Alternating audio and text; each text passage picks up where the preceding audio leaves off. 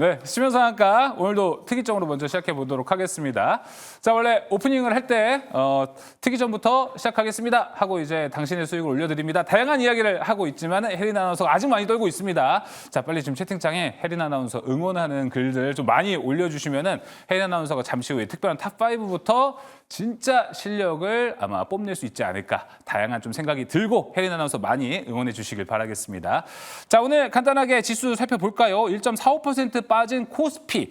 자, 하지만 상승한 종목 수가 하락한 종목 수보다 많았다는 것. 그리고 코스피와 코스닥 다 합쳐서 오늘 보합에 나왔던 종목들이 더 유난히 많았습니다. 오늘 코스피에서는 62개 종목이 보합이었고 코스닥에서는 122개 종목이 보합이었다는 것. 이것도 좀 특징적인 포인트가 되지 않을까 싶습니다. 자, 일단 오늘 시장은 어떻게 매니저들 좀 생각을 하고 있는지 먼저 화목팀 인사부터 해보도록 하겠습니다. 자, 화목팀 나왔습니다. 이가람 매니저, 조기준 매니저, 김홍태 매니저 나왔습니다. 어서 오세요. 안녕하세요. 안녕하세요. 네, 자, 오늘장 한 주평 들어봐야 될 것 같습니다. 오늘장 한 주평은요. 야, 저는 개인적으로 이거 스포는 아니지만 스포가 될 수도 있습니다. 오늘장 한 주평은 전 조기준 매니저한테 먼저 듣고 싶습니다. 조기준 매니저님, 오늘장 한 주평 어떻습니까? 오늘날장 한 줄 평은 리멤버 10월이라고 했습니다. 미는 뭐예요? 리멤버 미라고 한 적이 없는데 제가 리멤버 10월이라고 했는데 왜 미로 바뀌었죠? 예. 네, 저는 나를 분명히 기억해라. 왜죠? 저를 기억해라는 아니고 왜냐하면 10월이 굉장히 많은 일이 있었고 제가 이제 감기가 걸렸고 그래서 거의 3주 이상을 뭐 기침했던 거 10월이기도 하고 또 상징적으로 시장도 굉장히 어려웠습니다. 그리고 또 이제 시장 해리스가 우승 이겼다가 이제 트럼프가 이겼다가 시장에 주도주도 엄청나게 왔다 갔다 하고 트럼프 트레이드 해리스 트레이드 관련주들이 움직이기도 했고 또 삼성전자가 또 6만전자 무너지면서 친저가를 찍고 있고 그러면서 주도주가 변하는 속에서 또 저희가 추천드린 종목들 이건 분명히 빠질 수가 없다 생각하는데 이런 주식들이 계속적으로 빠지고 있고 그러면서 수익률 대회 꼴등을 달리기도 하고 그랬는데 이제 어제 보니까 이제 제가 1등을 찍었더라고요. 그래서 꼴등에서 1등까지 그러니까 제가 이제 저번에 있을 때 보니까 조 대표님 꼴등입니다라고 누가 얘기를 하더라고요. 그래서 그 꼴등을 듣고 어제 또 1등을 한 걸 보고 참 이번에 다이내믹했다 10월 이런 생각이 듭니다. 조 대표님 꼴등입니다는 누가 이렇게 얘기를 해줬는데 나 1등이다라는 건 자기 입으로 얘기하셨다면서요? 1등일걸요? 라고 여기 했던 것 같은데 1등 아닌가요? 라고 물어봤는데 그렇게 된 건가요? 네. 알겠습니다. 자, 10월 시장은 정말 힘든 시장이었고 11월 진짜 좀 좋아졌으면 좋겠다라는 다양한 생각이 들지만 이런 시장에도 불구하고 수익률을 다 끌어올린 조기준 매니저 오늘 특별히 먼저 한 주평 좀 들어봤습니다. 자, 이어서 이가람 매니저님 바로 한 주평 들어보도록 하겠습니다.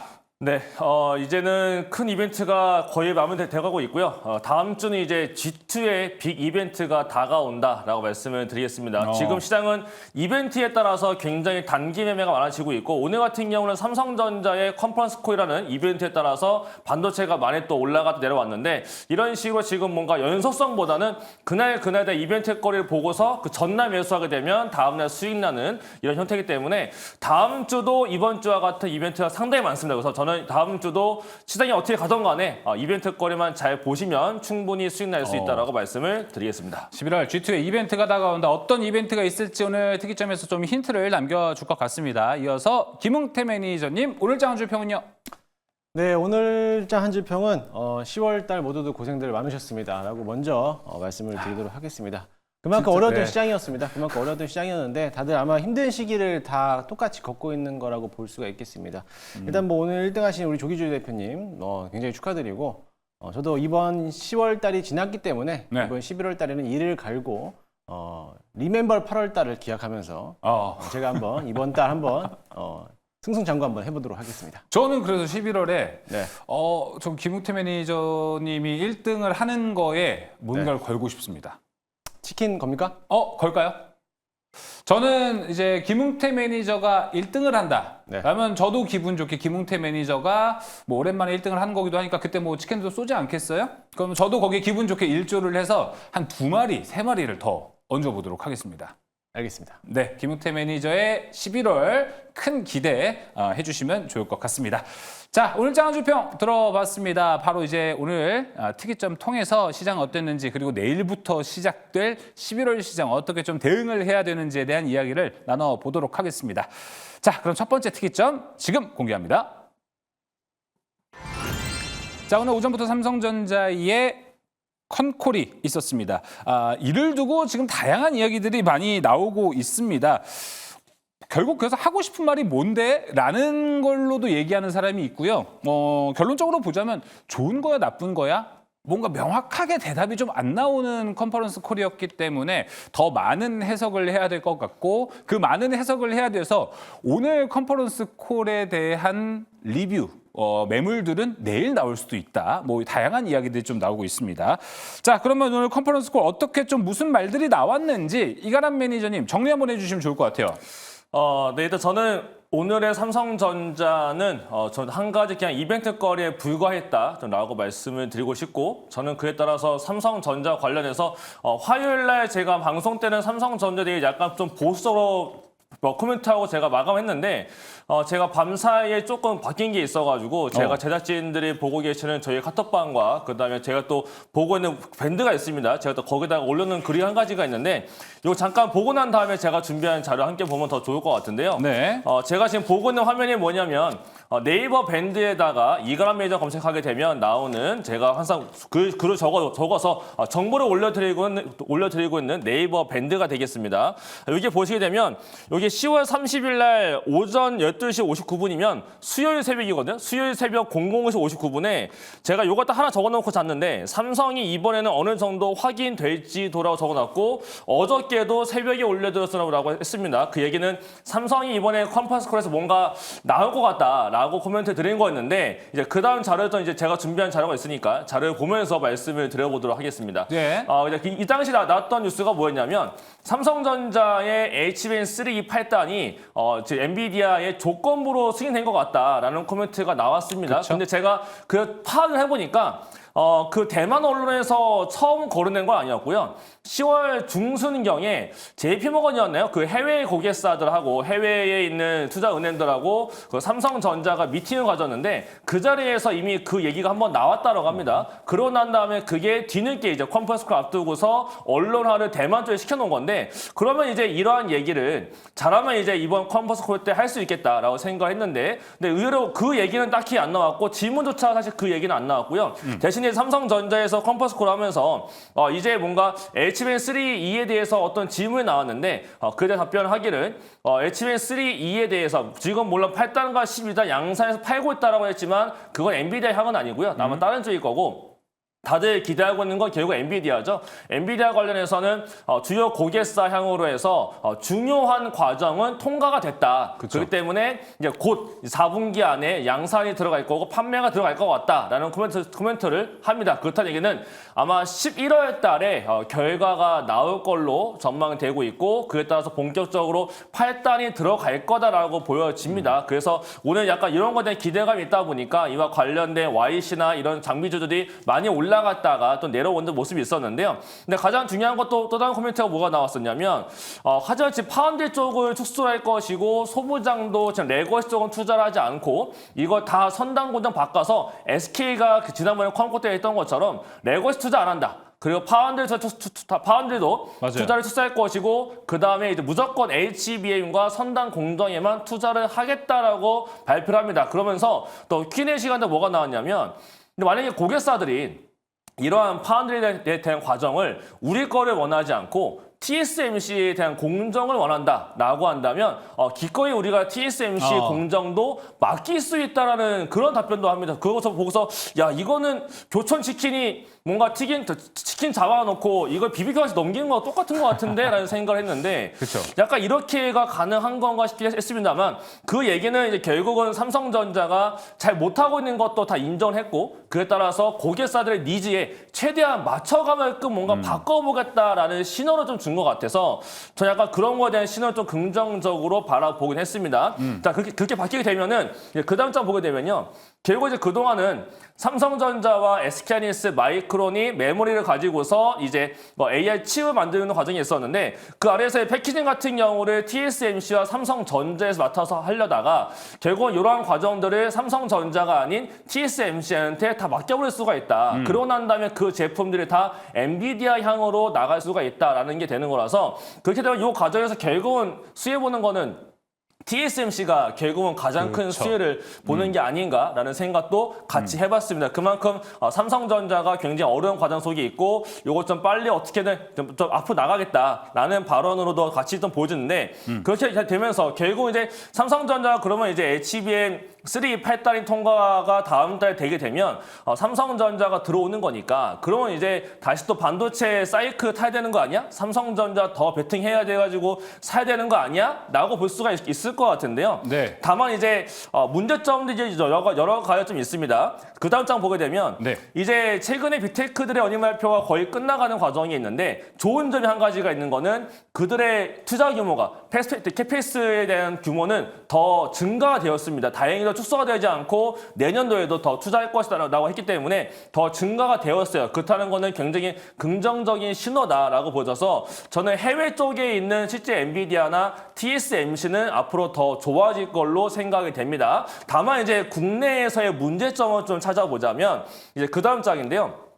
이 삼성전자와 SK하이닉스가 동시에 가면은 정말 좋을 텐데 지금은 삼성전자를 올리면 하이닉스를 빼버리고 하이닉스를 올리면 삼성전자를 빼버리는 롱숏에 대한 관계가 너무나 커져 있고 외국인들 지분율을 보더라도 정확하게 똑같이 가다가 최근 들어서 나눠져 있거든요. 그렇기 때문에 뭔가 자금 자체가 똑같이 안 가고 있다는 게 가장 큰 문제가 될 것 같고 그 다음 장 보게 되면 결국 지수가 더 활발하게 올라가지고 반도체 쪽이 올라가려면 반도체는 대부분 다 시가총액이 크기 때문에 사이클 한번 돌리려면 거래대금이 굉장히 많이 붙어줘야 됩니다. 그만큼 시장이 좀 활발하게 움직일 때 많이 올라갈 수가 있을 것 같은데 지금은 이렇게 뭔가 반도체 자체가 단기 이벤트가 아닌 좀 중장기 모멘텀으로 가지고 가는 거다 보니까 거래대금 자체가 많이 필요한 상황인데 불구하고 지금 보시는 것처럼 연초 대비 적어도 8월 달 대비 지금도 거래대금 자체가 코스피와 코스닥이 모두가 다 지금 내려간 상태에서 전혀 올라오지 못합니다. 그 얘기는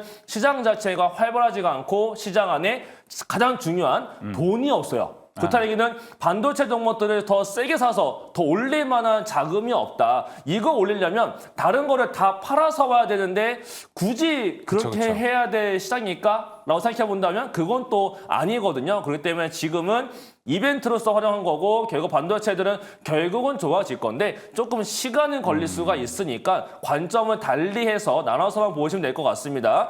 그 다음 장 보게 되면 네. 결국은 이제 가장 큰 문제는 이거거든요. 회전율. 거래대금이 안 붙다 보니까 회전율 자체가 없어요. 그래서 자금 자체가 한쪽으로만 쏠리고 종목의 순환매가 잘 안 돕니다. 올라가는 것만 올라가고요. 올라가지 못하는 건 어떤 뉴스가 붙고 아무리 서프라이즈가 나왔다 하더라도 못 가요. 올라가는 것만 올라가고 관심 있는 것들만 올라가는 장세다. 그만큼 지금 시장은 이벤트 플레이가 많은 장세고 단기 매매가 많은 시장인 만큼 지금은 국내장 욕하시는 분들 많죠. 저 또한 맨날 욕하고 있어요.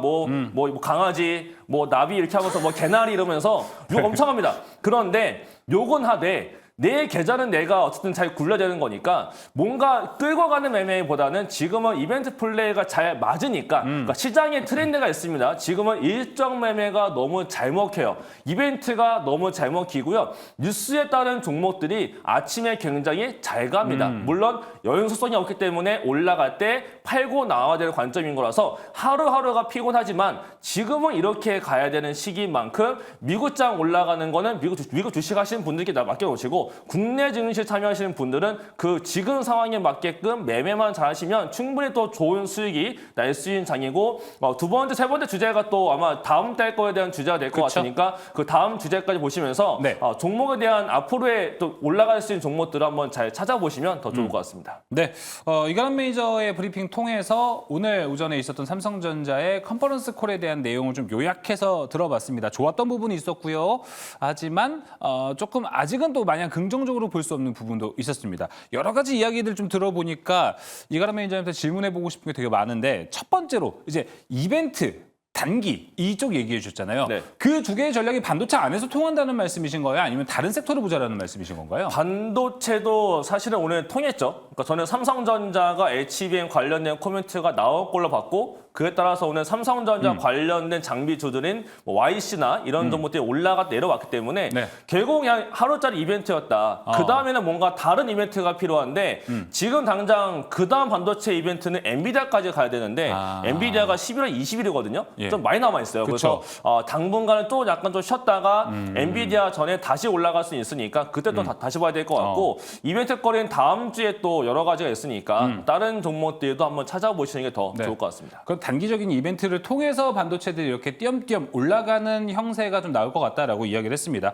그러면 최근에 이제 한 달 동안 이가람 매니저 계속 이야기했던 건 오늘도 삼성전자의 컨퍼런스 콜이 나와도 별로 뷰가 달라지지 않았네라고 저는 개인적으로 좀 느껴졌거든요. 그러면은 반도체는 확실히 PC나 이 모바일 수요가 올라오는 걸 기다리는 것. 그럼 그동안 이가람 매니저가 아직은 반도체 좀 볼 때 아닌 것 같다라고 이야기했던 거랑 좀 아직도 삼성전자 컨퍼런스 콜이 뒤집은 건 없네요, 오늘.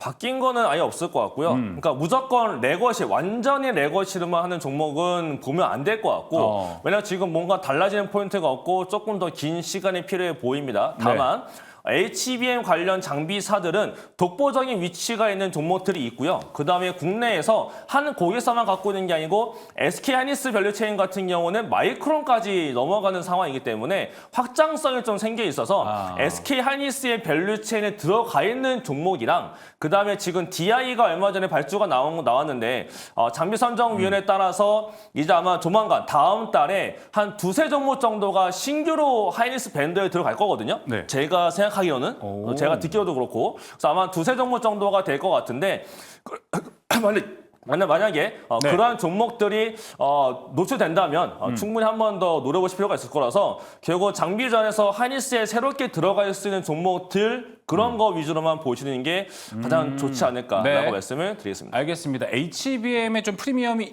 있는 그런 섹터를 집중해서 보는 것도 좀 필요할 것 같고요. 오늘 삼성전자 컨퍼런스 콜 이후에 뭔가 업황이 달라지거나 이런 흐름은 나오지 않을 것 같습니다. 자, 이렇게 좀 이야기를 들어봤는데요. 조기준 매니저님이나 김웅태 매니저님은 오늘 컨퍼런스 콜 다 보셨을 거 아닙니까? 뭐 이가람 매니저가 이야기 안 해준 부분이 있다라면 난 이거는 좀 그 주의 깊게 봤는데라고 해주면 얘기해 주셔도 되고 뭐 또 너무 겹친다 싶으면은 나의 오늘 리뷰는 이렇다 뭐 얘기해 주셔도 됩니다. 뭐 이제 중간에 이제 들었던 아까 이제 제가 그 삼성전자 조금 전에 이제 실적을 하나 보면 이제 구조 뭐 2천억 정도 나왔는데 이제 반도체에서 한 5조 정도 넘게 나온 것 같아요. 반도체 쪽, 디램 쪽에서 5조 4천억 정도 나왔는데 파운드리에서 한 1조 5천억 정도 영업 적자가 난 것 같은데 그건 일회성 비용이 아닌가라는 생각이 들고 있거든요. 재고 관련해서. 그래서 지금 현재 한 5조 정도의 이제 영업이익이 5조 4천억 정도를 예상하고 있고 그다음에 이제 모바일 뭐 이런 쪽에서 2조 8천억 그다음에 이제 뭐 나머지 SDC에서 1조 5천억 정도 나오면서 9조 정도 나왔다는 생각이 드는데 이게 이제 뭐 기대치를 컨센서스를 하회했다고 하는데 이제 저는 그렇게 나쁜 성적은 아니다. A가 아니고 이제 뭐 A+이 아니고 A- 정도로 실적이 나왔다라고 생각을 하고 있고 그렇죠. 그러니까 이제 삼성전자가 이제 이런 얘기를 했잖아요. 그러니까 패키지 관련해서 뭐 TSMC에다가 맡기겠다라고 했을 때 딱 생각나는 종목이 딱 하나 있었어요. 그러니까 오늘 이제 시세 분출이 나왔던 에이징랜드 이제 왜냐하면 패키지 관련해서 에이징랜드랑 협업을 해야 되거든요. 결국에는 이제 삼성전자가 자기 뭐 디램을 만들고 HBM을 만들어서 이제 뭐 TSMC도 주려면 그와 관련해서 패키징을 할 수 있는 에이징랜드가 수혜가 아닌가라는 생각이 들면서 오늘 이제 팹리스 회사들이 올랐다가 좀 조정이 나왔지만은 그런 종목들, 그러니까 그렇게 삼성전자가 이런 얘기를 했을 때 가장 수혜가 예상되는 종목을 하나씩 픽을 해놓는다면 이 어려운 장에서도 극복할 수 있지 않을까라는 생각을 해보고 있습니다. 그러면 오히려 조기준 매니저님은 삼성전자 밸류체인, 뭐 삼성전자는 아니어도 삼성전자 밸류체인에 있는 종목들은 앞으로 좀 11월이나 단기적으로는 좀 흐름은 달라질 거라고 보시나요?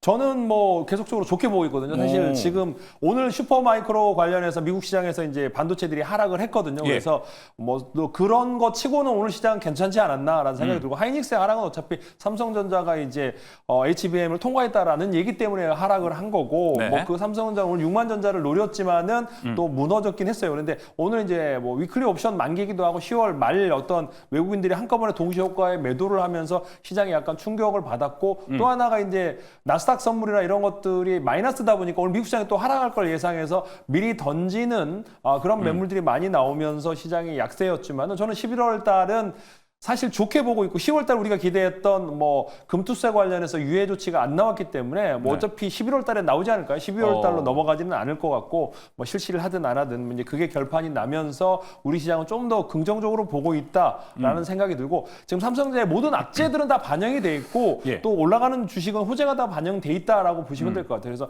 지금까지 5만 5천 원까지 가서 지금 6만 원 언저리에 와 있는데 예. 지금 이제 성적표는 나왔고 이제 앞으로 어떻게 될 거냐? 이제 올해 이제 뭐 9조 정도에서 4분기도 9조 정도를 예상하더라고요. 이제 이런 성적표, 그러니까 예상치가 컨센서스가 이 정도라면 제가 보면 이거는 충분히 넘어설 수 있지 않을까. 파운드리 관련해 재고 조정도 일회성 비용으로 돼 있다고 하면 네. 다시 한번 10조를 달성한다고 하면 삼성전자 실적도 좋아지고 주식도 6만 전조를 안착하면서 우리 시장도 예. 안정화되지 않을까 생각합니다. 알겠습니다.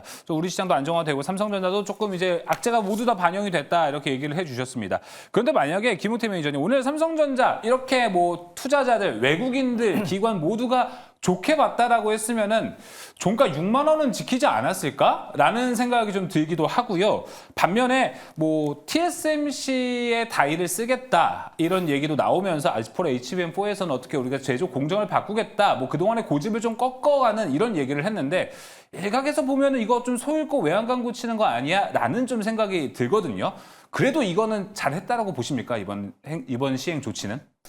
뭐 어느 정도는 잘했다라고 좀 볼 수는 있겠습니다. 왜냐하면 컨컬에서도 역시나 마찬가지로 물론 이제 기대한 것만큼은 나오진 않았기 때문에 근데 사실 저는 오늘 그거 내용 자체로서 이렇게 주가를 한번 튀길 수 있을까라고 좀 생각을 했던 게 오늘 장중에 6만 원, 6만 400원 그래서 뭐 장중에 한 10분 만에 3%를 올리더라고요. 맞아요. 그러면서 같은 업종 반도체 업종들이 다 같이 올라왔는데 오늘 결국에는 6만 원을 깨지면서 나왔던 거는 오늘 모건 스탠리가 310만 주를 매도했고 신한 창구에서도 230만 주를 동시다발적으로 매도했어요.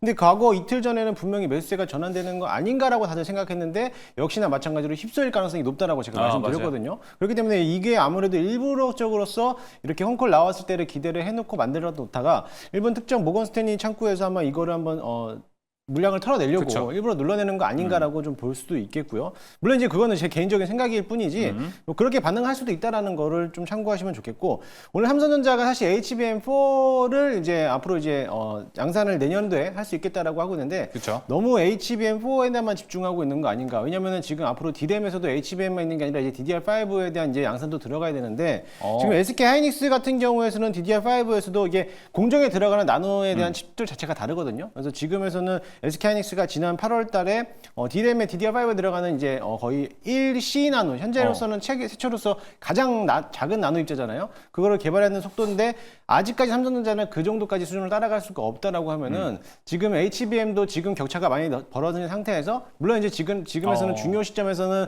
1분만 통과는 하고 있다라고 했을 때는 물론 격차는 줄어들 수 있습니다. 하지만 아직까지 선두주자는 SK하이닉스를 전적으로 바라보는 거고 여기에 플러스 이제 D램에서 DDR5까지 넘어간다라고 하면은 역시 마찬가지로 그것도 이제 삼성전자가 격차를 또 줄여나가기는 힘들지 않을까. 그러면 어떻게 보면 D램에서도 같은 양산에서 HBM과 DDR5 또는 뭐 CXL 뭐 아니면 ES 이런 섹터들도 같이 한번 바라보면서 조금 선발적으로서 좀 뭔가에 대한 포지션이 나와야 되는데 그게 좀 안 나왔다는 게 저는 조금 아쉬웠던 부분이에요. 우려 포인트를 얘기하신 거죠 지금. 예, 네. 그런 게 나와야지만이 하는 건데 오늘 주가들에 대한 흐름들을 잠깐 보시게 되면요. 오늘 삼성전자에 대한 1분 봉인데요.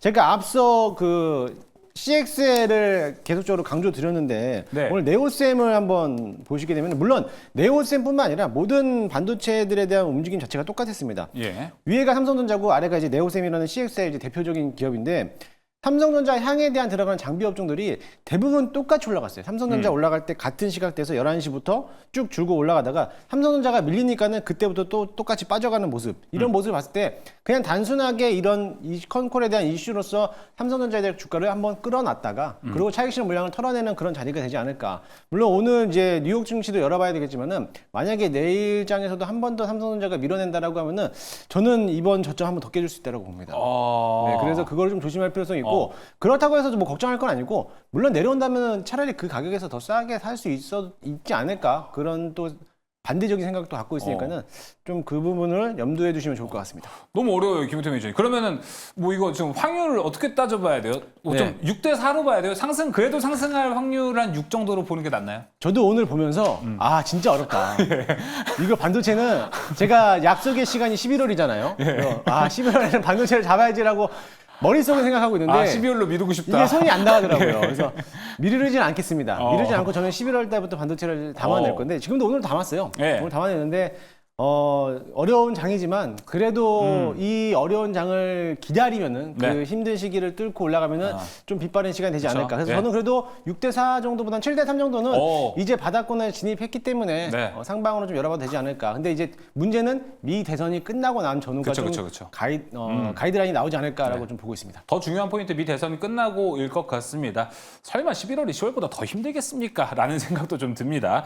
자, 그럼 이제 결국 오늘 컨콜에서 본다면 삼성전자를 그래서 긍정적으로 볼 수 있는 거는 그럼 HBM4에 사활을 걸겠다라는 거를 오늘 좀 뉘앙스를 느낄 수 있었을 것 같습니다. 그렇다면 삼성전자가 HBM4로 진입을 한다면 이거 SK하이닉스 다시 잡을 수 있을까에 대한 것도 좀 고민이 되는데 이가람 매니저님 봤을 때 지금도 이미 시간 격차는 벌어져 있습니다. SK하이닉스가 내년 초에 HBM4를 양산할 계획인 거고 삼성은 내년 말 아직 1년이라는 시간이 좀 남아 있거든요. 한 이제 6개월 정도의 시간의 격차가 또 벌어져 있는 건데 이것도 삼성전자 지고 시작하는 거 아닙니까?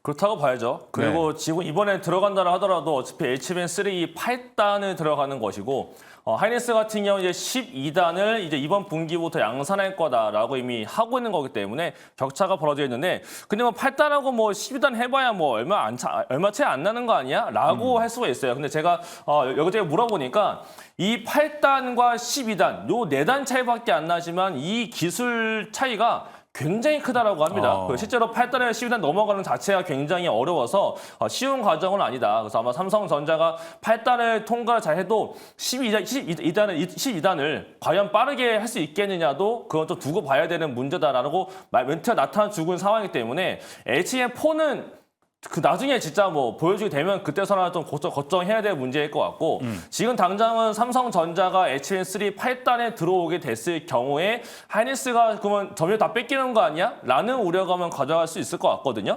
그런데 다른 게 들어온다 하더라도 어차피 삼성전자는 8단인 거고 블랙이 같은 경우는 12단이에요. 그러면 결국은 주 부류는 하이닉스가 다 가져가는 거고 그 아래에 있는 거를 삼성전자가 나머지 다 채워놓겠다라는 그런 과정이거든요. 저는 그래서 삼성전자도 이제 정확하게 들어가게 되면 물량을 가장 많이 쏟아 부을 수 있는 게 삼성전자입니다. 저는 그래서 삼성전자에 이제 주가 하단은 막혔다라고 저는 보고 있고 다만 상승에 대한 동력은 조금 떨어지지 않을까라고 생각을 하기 때문에 아직은 뭔가 빠르지 않겠지만 그래도 물론 삼성전자를 분할해서 한다면 충분히 저는 승부난다라고 보고 있고요. 하이닉스 같은 경우는 12단을 가는 과정에서 지금 삼성전자가 들어온다는 그 이유 하나 가지고 지금 주가가 눌려 있는데 문제는 이제 12단 같은 경우엔 지금 제가 알기로 8단은 가격을 인하를 했고요. 12단 같은 경우는 기존 거보다 가격을 굉장히 크게 올려놨어요. 근데 하이닉스가 뭘 하고 있냐면 하이닉스는 공장에 여유가 없습니다. 그래서 이번에 했던 포인트가 레거시를 HBM 쪽으로 바꾸겠다라고 했거든요. 네. 그만큼 증설을 세게 못하고 있고 증설에 대해서 굉장히 보수적인 게 하이닉스예요. 그렇다는 얘기는 하이닉스는 물량에 대해서 자기네들도 물량을 조절을 하면서 뭘 하느냐? 단가를 올릴 겁니다. 그러면 하이닉스는 내년 상반기까지 매출액과 영업이익이 생각보다 많이 올라갈 수가 있을 것 같아요. 저는 그래서 하이닉스는 오히려 눌릴 때 좀 기회다라고 보여지고 어차피 하단은 차트 잠깐 보게 되면요. 하이닉스는 내려와봐야 어차피 15만 원대 안 깨질 것 같고 올라가게 됐을 때 22만 원 뚫을 거냐 말 거냐의 문제인 거지 내려왔을 때는 크게 문제가 안 될 것 같아요. 왜냐하면 12단에 대한 단가가 많이 올라가 있기 때문에 얘가 본격적으로 나가게 되면 내년도에는 영업이익과 매출액은 뭐 지금 거는 비교가 안 될 것 같다라고 생각이 들고 있고 다만 삼성전자 같은 8단인데 물량을 쏟아붓기 시작하게 되면 거기서 올라오는 매출액과 영업이익 자체가 다시 올라갈 것이고 AI 반도체로 들어가기 때문에 레거시에서 못 보던 거를 더 많이 벌 걸 수가 있을 것 같아서 삼성전자도 결국은 하단은 막혀있다라고 저는 봅니다. 그래서 뭔가 삼성전자와 하이닉스 간에서 어떤 걸 사지라고 골라본다면 저는 지금은 둘 다 해야 되는 게 맞지 않나라고 생각을 하고 있고 여기서 어떠한 뭐 우려감을 가질 거는 사실 국내는 삼성전자와 하이닉스 가지고서는 딱히 없지 않을까 이렇게 말씀을 드리겠습니다. 그럼 뭐 좀 간략하게 보면은 하단 막혀 있는 삼성전자, 상단 막혀 있는 하이닉스 이 상태인 거죠. 맞아요. 네. 되게 애매한 거네요. 그래서 하이닉스는 예. 이제 뭘 떨어지면 하긴가. 사는 거고 예. 이제 삼성전자는 사고 있다가 올라가면 파는 거고 이제 그렇게 가야 되는 거라서 네. 둘간 어쨌든 간에 이게 뭔가 소부장보다 사실 제가 실제로 거래해 보니까 예. 삼성전자 하이닉스의 변동폭이 소부장보다 크게 나오거든요. 그래서 요새는 또, 오히려 예. 더 기관들도 소부장보다는 하이닉스가 삼성전자에 더 단기로 건드리는 게 아닐까라고 보여져서 매매도 이쪽으로 보시는 게 가장 좋을 것 같고요. 예. 그 이외에는 저는 TSMC 관련 종목들만 보시는 게 좋지 않을까라고 말씀을 드리겠습니다. 알겠습니다. 자, 하단이 막혀 있는 삼성전자, 반대로 상단 막혀 있는 하이닉스. 이 고민이 좀 될 것 같습니다. 조기준 매니저님이라면은 지금 애매한 삼성전자 그리고 주가가 좀 빠진 하이닉스 어디를 좀 선택할 것 같습니까? 뭐 저는 온리 삼성전자 지금 야. 사면 될 거고 6만 전자 밑에 있을 때 그냥 뭐 이렇게 고민하지 말고 뭐 HBM3 몇 단을 할 거냐 뭐 이런 것까지 구체적으로 그것까지 알아야 되나라는 생각을 하면서 지금 사면 되지 않을까 생각합니다. 그동안 30년 동안 몇 년 동안 1등이었고 잠깐 뭐 2, 3등을 하고 있고 제가 꼴찌에서 1등까지 해봐서 꼴찌의 마음을 잘 압니다. 근데 지금 삼성전자의 마음이 굉장히 절치부심이지 않을까 생각을 하고 있고 중요한 거는 퀄텍스 통과해서 웬만큼 넘어섰다라는 거는 8단, 12단도 그렇게 오래 걸리지 않을 가능성이 높아 보이기 때문에 그리고 삼성전자는 모든 악재가 다 포함이 돼 있습니다. 엔비디아가 상승했을 때 하이닉스가 30% 올랐을 때 30% 하락을 했다라는 거죠. 예. 가격적인 매력, 그러니까 너무나 많이 하락을 했고 펀더멘탈까지도 정말 엄청나게 지금 저평가돼 있는 구간에 와 있는 상태에서 외국인들이 엄청나게 파는 상태고 최근에 기관들이 열심히 사고 있기 때문에 현재 가격보다 더 싸게 살 수 있는 기회는 저는 없을 거다. 차트를 봐도 기술적으로 봐도 거래량 증가하면서 외국인이 줄면서 이제는 더 팔 자리도 없기 때문에 이 가격대에서는 저는 뭐 걱정 묻어도 적극적으로 사도 저는 충분히 좋은 매력적인 가격이다. 뭐 RSI든 뭐 이평선든 MACD든 모든 걸 해봐도 현재 구간에서는 적극적으로 사셔도 좋을 것 같다. 오늘 장중에 뭐 마이너스 나가도 6만 원 순간적으로 올라가는 걸 보면 굉장히 가볍다라는 생각이 들고 있습니다. 꼴찌의 마음은 내가 잘 안다. 1등을 찍어본 조기준 매니저. 다시 한번 삼성전자 그걸 따라서 1등 올라갈 수 있을지도 잘 지켜봐야 될 것 같습니다. 자, 김우태 매니저님은 둘 중에 어디를 선택할 것 같습니까? 되게 애매해요, 둘 다 지금. 근데 사실 삼성전자를 사기는 저는 조기준 매니저가 오랜만에 또 통하는 그런 답변인데. 뭔가 마지못해 따라가는. 네, 당연히 지금 자리면 사도 되는 거 아닌가요? 네, 지금 자리 5만 원권이면은 충분히 사도 될 거라고 좀 보고 있기 때문에 마찬가지로 오늘 저는 사실 오늘 삼성전자의 주가를 보면서 삼성전자가 중소형주인가라는 생각이 좀 들었어요. 그만큼 낙폭이 심했던 것도 있었고 차트 흐름상의 분봉상에도 너무나 많이 흔들렸기 때문에 이렇게 가볍게 삼성전자가 움직일 수 있을까라고 보고 있었는데 결국에는 개인이 안 팔고 있다는 거예요. 예. 그러니까 외인들만 들어온다라고 하면은 충분히 물량을 소화해서 올라갈 수 있을 거라 보여지고 오늘 고려아연이 장중에 하한가에서 오늘 거의 7%까지 마이너스 7%까지 올라온 것처럼 그만큼 물량이 잠겨있기 때문에 어느 정도에 대한 수급만 받쳐줘서 올린다면 외인들이 쉽게 삼성전자를 끌어올릴 가능성도 굉장히 클 수 있다고 봅니다. 물론 SK 하이닉스도 마찬가지로 지금 삼성전자와 SK 하이닉스는 HBM만 놓고 봤을 때는 어떻게 보면 디커플링 현상이 나오고 있는데 사실 그 현상도 이제 어느 정도 시간이 지나가면은 동시다발적으로 키높이를 맞추기 위해서 또 똑같이 따라 올라갈 수 있을 거라고 저는 봐요. 그렇기 때문에 삼성전자가 됐든 SK 하이닉스가 됐든 이가람 매니저님이 말씀하신 거랑 조기준 매니저님이 말씀하신 거 둘 다 똑같은 같은 의견이기 때문에 변동성은 별다른 건 없을 거라고 보여지고요. 오히려 살려고 한다라고 하면은 삼성전자, SK 하이닉스보다는 저는 또 다르게 좀 중소형주 쪽에 대한 장비 쪽들을 오히려 산다라고 하면은 워낙에 무거워서 길게 끌고 가는 것보다 저 같은 성향에서 단기 매매를 조금 트레이닝으로 하신 분들이라면은 중소형에 대한 장비 업종들을 사는 것도 더 수익을 날 수 있는 방법이지 않을까. 바로 종목 들어봐야겠는데요, 그러면? 김우태 매니저님. 전 네오셈. 네오셈. 네. 네. 엑시콘 네오셈. 엑시콘 네오셈 중에 네오셈. 알겠습니다. 그럼 네오셈 이제 조금 더 하단으로 가서 이제 소부장 쪽으로 내려갔을 때 폭발적인 수익 한번 우리가 기대해 볼 수 있지 않을까 김우태 매니저가 이야기했고요. 자, 그럼 조기준 매니저님 바로 압축해서 종목 들어보겠습니다. 삼성전자입니까? 저는 뭐 삼성전자 가치가는 삼성전자가 11% 들고 있는 YC를 보고 있습니다. 근데 오늘 이제 차트 보면은 너무나 이상한 게 이게 코스닥 150 종목도 아닌데도 불구하고 말도 안 되는 수급 상황을 보면 이제 1조짜리거든요. 여기 보시면 1조짜리인데 어떻게 이렇게 외국인들이 지금 현재 오늘 보시면 30만 주를 거의 팔았습니다. 그러면 지금 현재 마이너스가 다 됐다라는 거죠. 공매도가 나온 이게 시장 공급자에 의해서 뭔가 에러가 나 있는 게 아닌가라는 생각이 들고 있고 기관들 연기금들 열심히 사는데 외국인들이 39까지 다 던지면서 26만 주 있었거든요.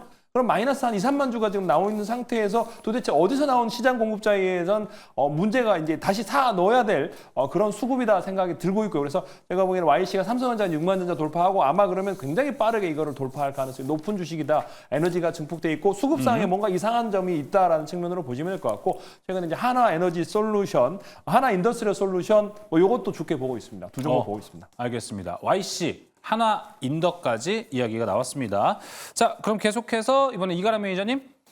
네, 저는 그냥 해외 쪽에서 하나랑 국내 거를 좀 같이 봐야 될 것 같은데요. 해외에선 전 여전히 TSMC를 가장 좋게 보고 있고 최고죠. 오늘 컨콜 네. 들어봐도 TSMC만한 게 없다라고 생각이 들기 때문에 오히려 엔비디아보다 더 TSMC가 더 선호가 되고 있고요. 그다음에 TSMC 쪽으로 더 강하게 간다라고 한다면 대만 오사트랑 TSMC 쪽한테 물량이 나가기 시작하고 있는 이오테크니스를 말씀드리겠습니다. 네.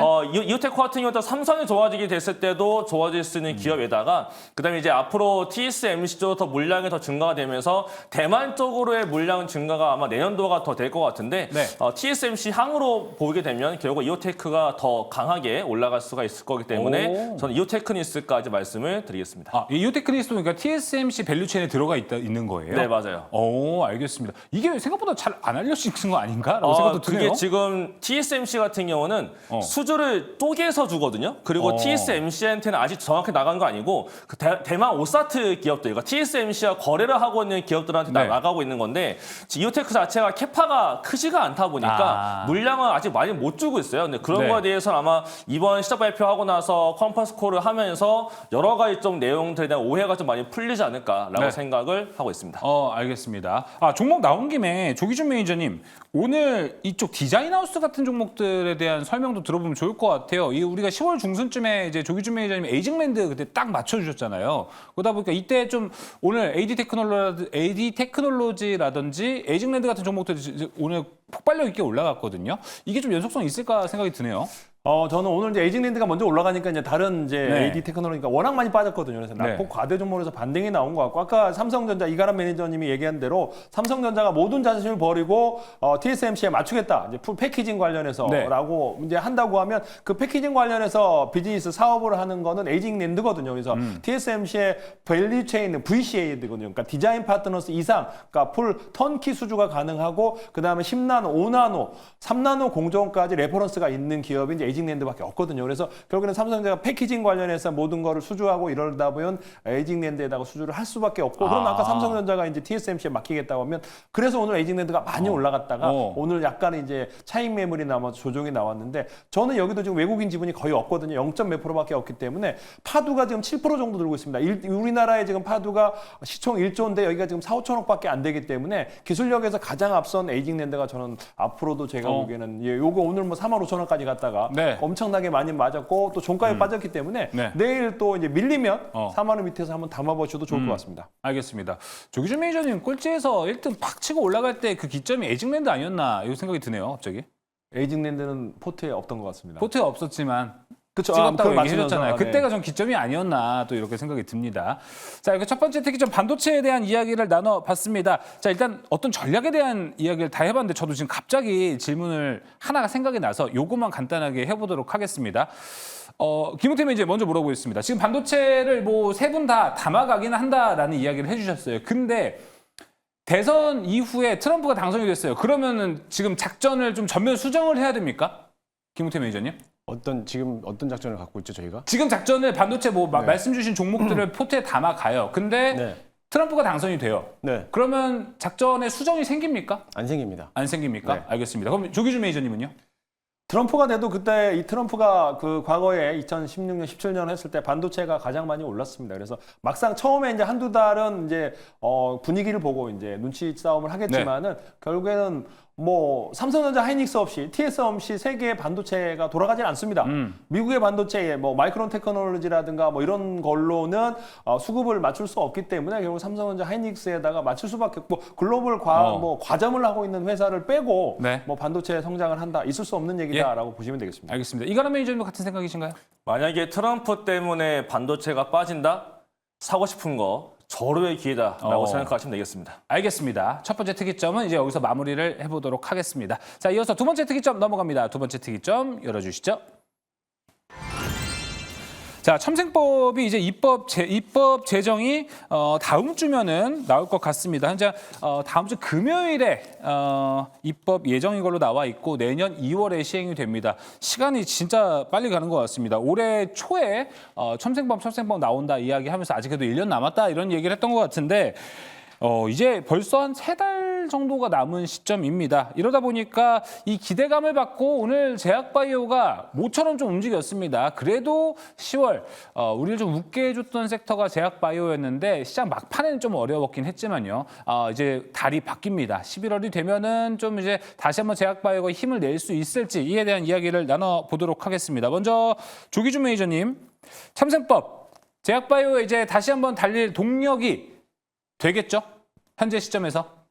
뭐 올해 이제 가장 핫한 게 바이오 종목 아니었나요? 그쵸. 뭐 알테오젠이라든가 뭐 리가캠이라든가 뭐 삼성전자 뭐 이렇게 하락하고 뭐 하이닉스는 조금 올랐지만은 올해 가장 히트는 바이오 몇 종목, 그러니까 유한양행이라든지 삼바라든지 뭐 그다음에 알테오젠, 그다음 리가캠 몇몇 종목을 사신 분들만 수익이 났고 가장 행복한 지금 한 해가 이제 3분기가 아니었나라는 생각이 들고 있고 뭐 4분기까지도 마찬가지지만은 이제 이거를 계속적으로 갈 건지, 그러니까 이중항체라든가 CDMO라든가 이런 종목들이 이제 엄청난 대시세를 구가했습니다. 아직까지 들고 있는 분들은 이런 종목이 계속적으로 더 가길 원하실 텐데. CDMO, 뭐, 그 다음에 HDC, 이중항체라든지 뭐 이런 종목들의 이제 시세는 나왔고, 저는 이제 바이오의 어떤 손바뀜이 될 거다라는 생각이 듭니다. 항상, 어떤 2차 전지도 마찬가지고, 이제 뭐 규전 선수가 교체되면서 이제 올라가는데, 그 선수 교체에 가장 앞선으로 나갈 게 이제 저는 세포치료제라는 생각이 들거든요. 그렇죠. 이거는 이제 세포치료제는 뭐냐면 우리나라는 지금 이제 사실 주기세포 종주국임에도 불구하고 거의 뭐 10몇 년, 20년을 지금 현재 아무것도 못하고 있는 상황에서 2017년, 16년부터 일본에서 이제 그 시장이 개방이 되면서 첨생법 관련해서 이제 먼저 치고 나가면서 굉장히 앞서 나가고 있습니다. 심지어는 오타니 선수가 지금 현재 메이저리그에서 지금 이제 유용 양키츠랑 하고 있는 사람이 이제 다쳤을 때 도쿄대에서 세포 치료한다고 그런 얘기가 나왔듯이 그거와 더불어 최근에 미국에서 알츠하이머 관련해서 세포 치료 관련해서 이제 승인이 됐고 그래서 거기서 논란이 많은데 그렇다면 불구하고 지금 현재 우리나라 종구주구인데 일본은 지금 현재 5년 전부터 벌써 시작하고 지금 엄청나게 활성화돼 있고 심지어는 가장 돈을 많이 버는 스포츠 선수도 팔에 다쳤을 때 이제 이건 바로 돈이기 때문에 네. 그와 관련해서 세포 치료제를 치료를 하고 있는 상황에서 그만큼 시장이 커가고 있는데 우리나라는 이제 시작하고 있다라고 말씀을 드리겠고 한번 보도자료 제가 보면서 말씀을 드릴 텐데 네. 이게 이제 내년 2월 21일 날 시행을 합니다.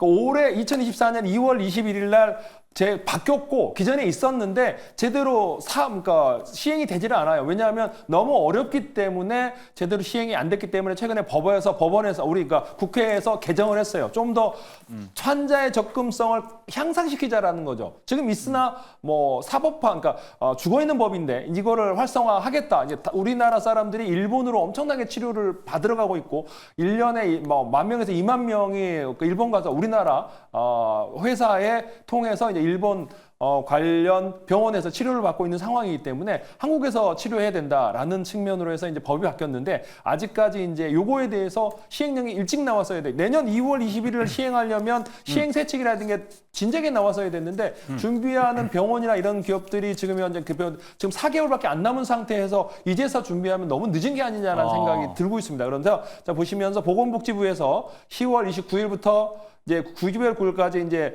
관련해서 법률 이렇게 할 때 시행 규칙이 이렇게 되니까 이제 예고합니다라는 거고요. 그 다음에 여기 뭐냐면 안전관리와 더불어서 이제 유전자 치료제, 세포 치료제를 활성화하겠다라는 겁니다. 첨단 치료를 하겠다라는 거고 안전성, 유효성이 확보된 거는 심의위원회를 통해서 중대, 희귀, 난치 질환에 대해서 이제 허가를 하겠다. 그러니까 신청을 해라. 은행 어디 병원에서 이거 이제 요 병 어떤 품목에 대해서 신청을 하면 심의위원회에서 중대한 치료야. 그다음에 희귀한 품목이야. 그다음에 치료제가 없어. 그다음에 난치야. 잘 안 나. 이런 것들에 대해서 이제 이용할 수 있도록 발전을 도모하자라는 겁니다. 네. 실시 기관은 신청을 해라. 심의할 거다라는 거에 대해서 나와 있는 거고. 그다음에 안전도 혹시라도 치료만 하는 게 아니고 그다음에 이제 이상이 없는지부터 시작해서 관리를 하겠다. 네. 어디서 또 보관할 건지 교육하고 뭐 이렇게 하겠다라는 거. 심의위원회가 있고요. 이상 반응 조사하고 그다음에 또 할 거니까 그러면서 의견서는 여기다가 이렇게 제출하시고 전화해라. 라고 하는 거기 때문에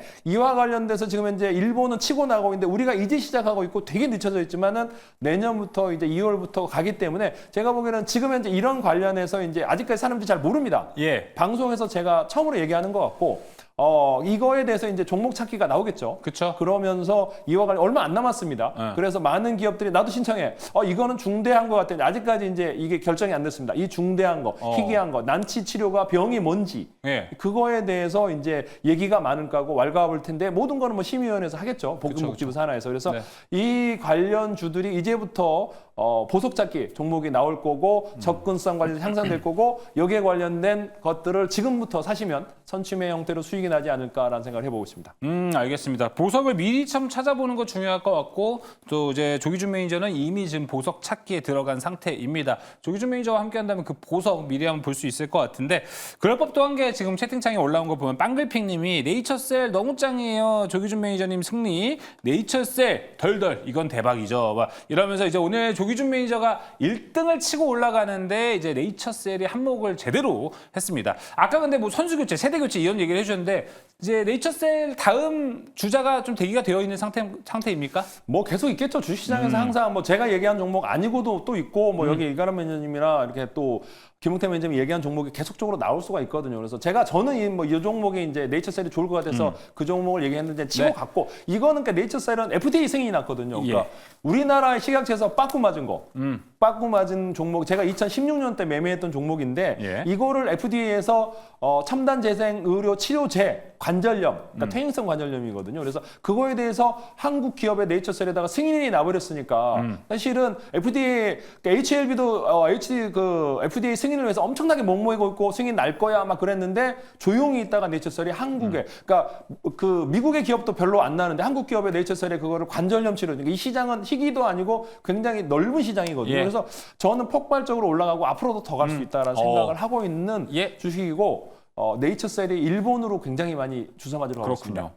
제가 아는 지인들도 일본 가서 엄청나게 뭐 치료하고 있고 그런데 과거에 중국도 많이 갔는데 저는 요게 이제 지금 현재 많이 올랐는데 너무 많이 오르긴 했지만 조정 고침에 한 번 더 담아볼 수 있는 기회가 오늘 네. 이거를 다시 가지고 나올까 또 고민했는데 이건 너무 오버 아닌가라는 생각이 들었습니다. 알겠습니다. 네이처셀 얘기 들어봤고요. 일단 조기준 매니저의 선택은 일단 세포치료제, 이 첨생법과 관련해서 세포치료제가 큰 수혜를 받을 것이다라고 이야기를 했습니다. 그러면 이제 김웅태 매니저나 이가람 매니저는 어디를 또 주목하고 있는지 이야기를 들어봐야겠죠. 먼저 김웅태 매니저님 한번 들어보고 싶습니다.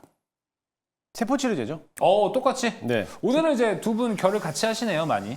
면역세포라든지 줄기세포라든지 뭐 체세포라든지 뭐 마찬가지로 다 세포치료제로 다 하는 거고 지금 뭐 첨세포 자체가 이미 세포치료제가 워낙에 또 주 타겟으로 되고 있기 때문에 당연히 그 업종을 봐야 되고 지금 워낙에 ADC라든지 아니면 뭐 CDMO 관련된 기업들이 워낙에 많이 올라왔기 때문에 이제 뭐 당연히 봤을 때는 세포치료제 이게 CGT라고 하죠. 이 세포 유전자 치료제에 대한 들어가고 있는 기업들을 보는 게 좀 낫지 않을까. 물론 아직까지 이제 2월 달이라고 하면 이제 한 4개월 정도 남았죠. 예. 4개월 정도 남았다라고 하면은 제약바이오가 쉽게 올라오지 않은 것처럼 4개월 정도면 묵혀놓고 기다릴 수 있을 만한 하지 않을까. 사실 네이처셀도 마찬가지로 그동안의 기간을 또 묵혀놨다가 폭발적으로 나왔던 것처럼 지금 자리에서 충분히 행보하고 있는 종목들이 많기 때문에 그거에 대해서 한번 잘 살펴보면 좋을 것 같습니다. 알겠습니다.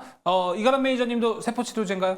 네, 저도 뭐 같은 와. 의견이라서 예. 뭐 딱히 더 드릴 말씀은 없을 것 같고. 종목 바로 들어볼게요, 그러면. 네, 종목으로 가게 되면 저는 이제 SC바이오메디스랑 에클론 들고 왔는데 SC바이오메디스는 옆에 조기님께서 아마 설명을 더 잘했을 것 같아서 이건 패스하고요. 네. 에클론만 좀 보도록 하겠습니다. 에클론. 에클론 또한 이제 카티시 치료제 결국 이제 다 똑같은 세포 치료제로 가는 건데 결국 이제 요거 선택법이 되게 되면 임상 결과를 바탕으로 해서 승인 자체가 좀 빨라질 수가 있습니다. 그에 따른 수혜를 볼 수 있는 거라서 결국 임상 발표를 좀 앞두고 있는 기업들이 결국은 또 수혜가 되지 않을까라고 생각을 해볼 수가 있겠는데 에클론 같은 경우 이제 AT010이라고 있습니다. 얘가 이제 지금 이상을 하고 있는데 이상 발표가 이제 연내에 나올 걸로 알려지고 있어요. 그렇기 때문에 요 일상 발표하고 나서 일상 이후 이상 들어갈 텐데 거기에 대한 데이터를 가지고서 첨세법의 수혜를 본다면 조금 더 승인 자체가 빨라질 수 있는 상황으로 갈 수가 있기 때문에 에클론 차트를 보더라도 사실 뭐 최근에 움직인 게 없습니다. 지금 아마 대부분 다 똑같을 텐데 어느 치료제 보더라도 세포 관련 종목들은 차트가 다 비슷해요. 근데 지금 다 안 깨지고 뭔가를 기다리고 있는 것처럼의 모습이 나타나주고 있어서 결국 이런 종목들 잘 보고 있다가 뭔가 차트가 움직이기 시작한다라고 하게 되면 또 한번 관심 있게 더 봐야 되지 않을까라고 말씀을 드리겠습니다. 차트가 움직일 때 그때 관심 있게 봐도 좋을 것 같습니다. 자, 이어서 조기준 매니저님 종목 압축해 볼게요. 저는 이제 말씀드릴 거는 이제 아까 이제 네이처셀이 이제 그쵸? 관절염 치료제 FDA 승인이 났기 때문에 그와 관련돼가 가장 수혜주라고 생각이 되고 있고요. 그래서 그 관련은 지금 이제 만약 이제 이 첨생법 관련해서 중증도 관련 난치 그 다음에 이제 이런 것들 때문에 이제 관련 이제 이 퇴행성 관절염이 중증도 난치가 되느냐, 그러니까 치료제가 따로 있느냐라는데 이제 이게 인공관절이라는 게 있거든요. 그럼 네. 과연 치료로 볼 수 있느냐 이런 것들 때문에 아마 심의위원회가 고민을 할 건데 중요한 건 미국에서는 첨단 재생 의료 치료제라고 승인이 났거든요. RMAT라고. 그래서 그래서 이제 그렇게 미국에서 FDA 승인이 났는데 한국에서 첨단 재생 의료제로 목적을 취지랑은 잘 안 맞는다 해서 거부하기도 어려운 상황이고 그래서 지금 현재 가장 이제 네이처셀이 아마 미국 FDA 승인이 났기 때문에 가장 큰 재료가 있지 않나라는 생각을 해보고 있고 그 다음에 이제 종목이 이제 S바이오메딕스가 지금 이제 임상 중인데 이게 파킨슨 치료를 그쵸. 하고 있거든요. 이게 이제 뇌에다가 6군데에다가 직접 주사를 해요. 도파민, 그러니까 파킨슨 병이 걸리면 뇌에서 도파민 형성이 안 되거든요. 그래서 도파민 세포를 뇌에다 6군데에다 중뇌에다가 주입을 하는데 이와 관련해서 저농도를 넣었더니 엄청나게 이제 5월 달에 결과가 좋았더라. 동물 실험에서 봤더니 안 움직이던 파킨슨 병이라는 거는 사람이 이제 어떤 신경세포가 문제가 있어서 제대로 움직이면 자꾸 손떨림이라든가 이런 게 있기 때문에 사람이 이제 이게 그 플라시보 효과가 없거든요. 나 나았어가 아니고 정말 힘든 병인데 이게 치료제가 정말 없습니다. 그래서 요거를 지금 이제 사람한테 지금 넣었더니 주사를 했더니 이제 치료가 됐고 요번에 지금 10월 달에 이제 고농도를 주입을 하는데 이제 그 결과가 원래 나오기로 했는데 2주 정도 연기를 했습니다. 그래서 파킨슨 관련해서 이제 사람들이 봤을 때 이제 이게 마이너스 지수라고는 행동 지수가 마이너스가 났거든요. 그러면 그건 네. 치료 효과가 있다라는 거고 그래서 약이랑 이런 것들이 이제 이중항체라 이런 것들이 이제 파킨슨을 하고 있는데 뇌로 전달이 잘 안 됩니다. 그래서 그게 다들 실패하고 있고 글로벌하게 다 그게 실패하고 있는데 주사요법으로 해서 이제 줄기세포요법으로 해서 미국도 일본도 덴마크 노보노디스크도 투자한데도 그리고 바이에리 투자한데도 범단의 프로셀도 지금 현재 그렇게 승인이 나고 있고 지금 현재 투자도 뭐 1조 원짜리 평가를 받고 있는 상황이기 때문에 S바이오메딕스가 지금 현재 내일 모레 발표를 하고 이거는 제가 보기에는 첨단 그러니까 파킨슨 관련해서는 첨단 재생 의료 치료제로 해서 완전히 맞아떨어지는 게 아닌가 중증이기도 하고 난치기도 하고 그렇기 때문에 그 품목에 들어갈 가능성이 높아 보인다라고 보고 있고 여기에 또 중증 하지혈 여기가 이제 중증 하지혈은 이번에 엊그제 삼성병원에서 결과 발표를 했고요. 예. 10월 달에 나올 거 지금 내일 모레 나올 건 신촌 세브란스에서 나올 겁니다. 그래서 예. 신촌 세브란스 결과 나오니까 잘 참고하시면서 한번 관심 가지시면 좋을 것 같습니다. 의학 저널인 줄 알았습니다. 감사합니다. 줄줄줄 나와가지고 들어봤습니다. 종목은 정리해보면요. 네이처셀과 S바이오메딕스입니다. 자, 이어서 김은태 매니저님 종목 들어보겠습니다. 네. 첫 번째 종목은 지아이노베이션이고요. 알레르기에 대한 이제 치료제가 이제 필요하기 때문에 아무래도 이제 관련돼서는 이제 지아이노베이션이 한번 올라가지 않을까라고 보고 있고 유한양액에 대한 렉나자도 역시나 마찬가지로 그 다음 후보 물질을 갖고 있는 게 이제 어떻게 보면 알레르기성에 대한 이제 치료제를 좀 확보하기 위해서 하고 있는데 네. 지아이노베이션하고 또 유한양해하고에 대한 그런 관계도 기술 이전했던 관계도 있고 아마 올해 연말이 되면 지아이노베이션에 대한 또 한 번에 대한 기술 이전이 한번 논의가 되지 않을까. 워낙에 또 갖고 있던 지아 101이든지 103, 301이 워낙에 또 이제 지난 아마케에서도 역시나 또 가까웠던 기업이 있던 것만큼 아무래도 연말에 한번 뭐 내용이 나오지 않을까라 보고 있고요. 두 번째 종목은 이제 녹십자에 대한 이제 기업이 이제 지시셀. 마찬가지로 이제 세포 치료제 중에 하나이기 때문에 면역 세포 치료제들 중에서 아직 못 가고 있는 종목이다라고 보시면 될 것 같아요. 차트 흐름당도 다른 종목 바이오 다 올라갔을 때 이제 막 거의 횡보하는 자리에서 무너지지 않고 있는 자리거든요. 지아이노베이션이야 지금 뭐 리가켄 바이오라든지 ABL 바이오랑 같이 ADC 플랫폼하고 같이 엮여 있다 보니까는 조금 상승하는 모습을 보이면서 이평선을 또 따라서 올라가는 모습이거든요. 이렇게 해서 올리면서 조정받고 올리면서 조정받는데 지금 자리가 이제 조정받는 모습이었기 때문에 다시 한번 올라갈 가능성이 있어 보이기도 하고요. 네. 지시세 같은 경우에서도 아직 박스권에서도 정고점을 아직 못 넘어가고 있기 때문에 지금 자리 뭐 평탄하게 한 4개월 정도 묵혀놓으면 한번 정고점을 뚫어가는 모습이 나오지 않을까 지금 보고 있습니다.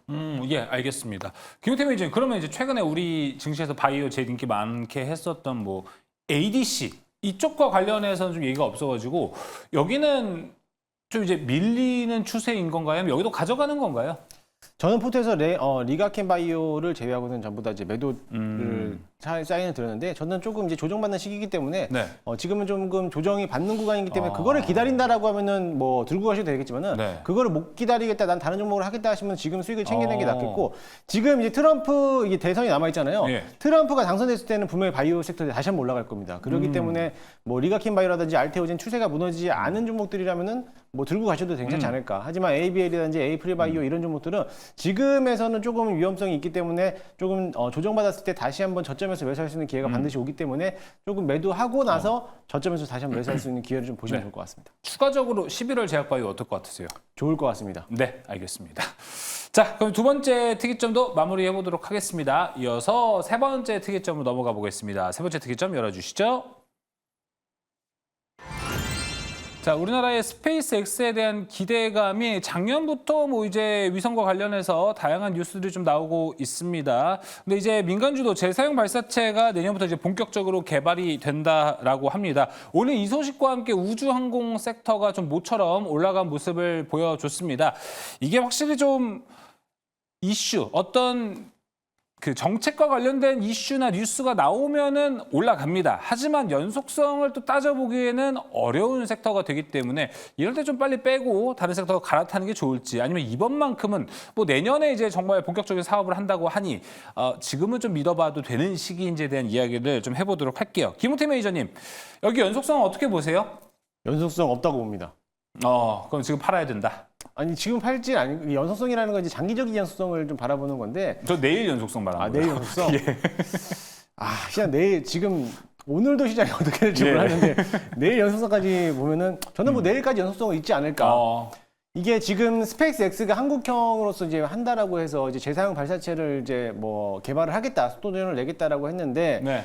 지금 시기에서 개발한다고 해서 당장에서 만들어지는 건 아니거든요. 그렇기 때문에 향후 미래지향 쪽에 대한 모멘텀을 본다라고 하면 충분히 괜찮은 건데 현재 이 우주항공청이 올해 이제 설립이 되고 나서부터는 물론 이제 우주항공 관련된 기업들이 실적이 이제 찍히는 모습이에요. 맞아요. 그렇기 때문에 찍히고 있기 때문에 장기적인 측면에서 본다라면은 괜찮지 않을까라고 보고 있고 오늘 시장에서 강했던 거는 아무래도 이제 이슈로서 끌어올렸기 때문에 막 크게 뭐 5거래 뭐 일주일 내내 뭐 이번 달 내내 연속성인 것보다는 오늘 잠깐 반짝에 대한 이벤트성으로서 한번 올라오지 않았나. 아무래도 수급이 워낙에 없다 보니까는 그런 이벤트성에 대한 이슈로서 잠깐 또 올라오는 모습이 있었기 때문에 또 보고 있는 거고 또 그뿐만 아니라 지금 오늘 이 우주항공하고 관련된 기업들이 이제 엔진 부품이거든요. 그런 엔진 부품인데 이 엔진 부품이 또 방산하고 엮여 있는 부분들이 또 많기 때문에 맞아요. 그 방산하고 연계된 기업을 함께 찾아보는 것도 좋을 것 같고 만약에 이 이제 우주항공이라 보다 보니까는 그런 것도 있겠지만 이제 어떻게 보면 위성 시스템에 대한 움직임들도 당연히 나타날 거로 보고 있는데 사실 위성 시스템이라고 하면 이제 광케이블이라든지 이제 어떻게 보면은 지금에 대해서는 6G를 사용하는 거에 대한 모습이지만 사실 6G까지 가기에는 좀 너무 멀리 내다본 거지 않을까. 그래서 위성 안테나 시스템, 뭐 저궤도 위성 이런 쪽에서는 기술력을 가지고 있는 기업들이 좀 단발성으로서 좀 시세 차익을 낼 수 있다라고 좀 보시면 될 것 같습니다. 그럼 그 포인트 좀 잡아서 뭐 이제 우주항공도 갖고 있고 방산도 갖고 있는 포인트, 대표적인 게 뭐 이제 한국항공우주 볼 수 있을 것 같은데 이런 모멘텀 좀 붙는다 싶으면은 지금 다른 빅3들 방산에 비해서 뭐 한국항공우주도 뭐 지금 신고점 포인트긴 합니다. 더 좀 뚫고 올라갈 거라고 보시나요?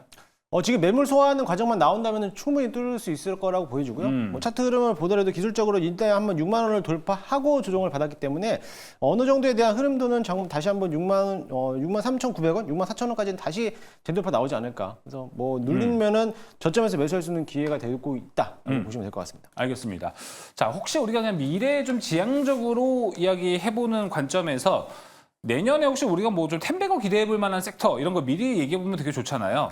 매니저님 보셨을 때 우주항공에서 내년에 좀 기대해볼 만한 게 있다라고 생각을 하시면은 얘기를 해주시면 되고요. 없으시면 종목으로 그냥 이따 압축을 먼저 해보도록 하겠습니다. 텐베거 기대 안 되시나요, 아무도? 아무도 안 되시나 보네요. 내년에 텐베거 어디서 나올까요? 20%라도 올랐으면 좋겠다.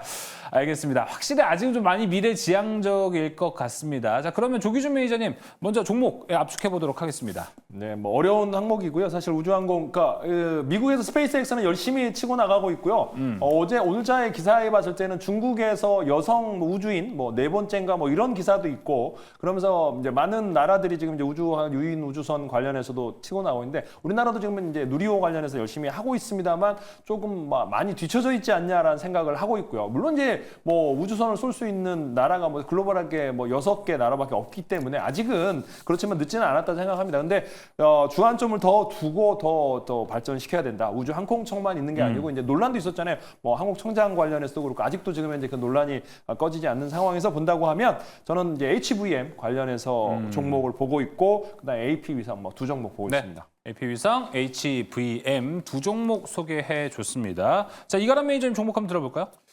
사실 우주항공은 국내 종목들이 좀 약간 좀 한국이 아니라 국내 기업이 미국 내 상장이 되었다면 아마 10배 이상 갈 종목이 전 분명히 있다고 보는데 국내 증시의 특성 때문에 올라갈 좀 제한적이지 않을까라는 주목받기 약간 어려워서. 좀 생각합니다. 일단 제가 보고는 하면 잠깐 보면서 간략하게 좀 말씀을 들어보게 되면요.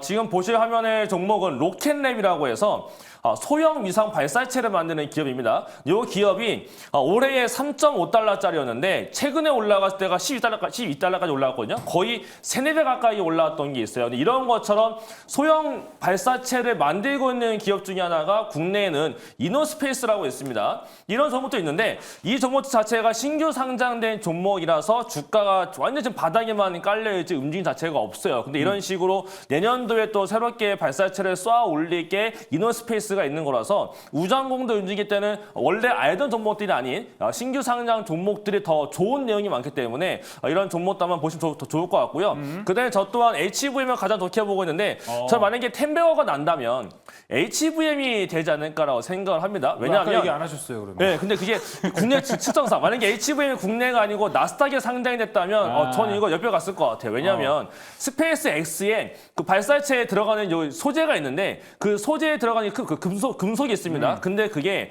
전 세계에서 스페이스 X에 납품하는 기업이 단 3군데인데 그 3군데 중에 하나가 우리나라에 있는 HVM이거든요. 그렇기 때문에 내년도에 캐파가 점점 커지고 스페이스 X 자체가 발사를 더 많이 할 거기 때문에 그에 따른 수혜가 굉장히 세질 걸로 전망이 되고 있어서 글로벌한 기업들 중에서 딱 3군데 납품하는데 우리나라에 있는 중소기업의 HVM이 스페이스 X한테 납품하고 있다? 직수혜가 되는데 이 종목이 10배가 안 간다면은 그거는 국내산이기 때문에 그럴 것 같고 나스닥이었다면 10배 갈 거라서 아마 차지하지 않을 거라고 생각이 들고 있어서 우주항공 쪽이 움직인다면 저는 신규 상장주 지금 HVM과 이노 쪽을 좀 보셔야 될 필요가 있지 않을까라고 말씀을 드리겠습니다. 이노스페이스 HVM의 뉴욕 거래소 상장을 좀 같이 추진해 보자 이런 또 생각도 듭니다. 김호태 매니저님 종목 한번 바로 들어보겠습니다. 발사체를 본다면 HVM이 맞고요. 저는 발사체를 제외하고 인공 시스템 쪽으로 본다라고 하면 인공 저는 위성.